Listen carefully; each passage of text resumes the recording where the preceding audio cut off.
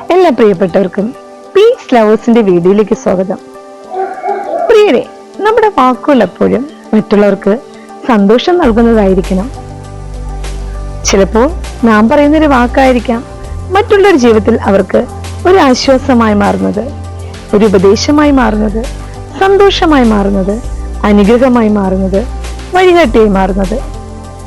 അതുകൊണ്ടാണ് വേദപുസ്തകത്തിൽ സദൃശവാക്യത്തിൽ ഒരു വാക്യം ഇങ്ങനെ പറയുന്നു: നിങ്ങളുടെ വാക്കുകൾ എപ്പോഴും വെള്ളിത്താലത്തിൽ വെച്ചിരിക്കുന്ന പൊന്നാരങ്ങ പോലെ ആയിത്തീരണമെന്ന്. ചില സന്ദർഭങ്ങളിൽ നമ്മുടെ ഹൃദയത്തിൽ ഒരു ഉൾപ്രേരണ ഉണ്ടാകാറുണ്ട്, ഒരു വാക്ക് മറ്റുള്ളവരോട് സംസാരിക്കാനായിട്ട്. അങ്ങനെ ഒരു പ്രേരണ ഉണ്ടാകുമ്പോൾ തീർച്ചയായും നാം ഒരു വാക്ക് മറ്റുള്ളവരോട് സംസാരിക്കുക തന്നെ ചെയ്യുക. തക്ക സമയത്ത് പറയുന്ന ഒരു വാക്കായിരിക്കാം മറ്റുള്ളവർക്ക് വളരെ സന്തോഷമായി തീരുന്നത്, ആശ്വാസമായി മാറുന്നത്, ഉപദേശമായി മാറുന്നത്.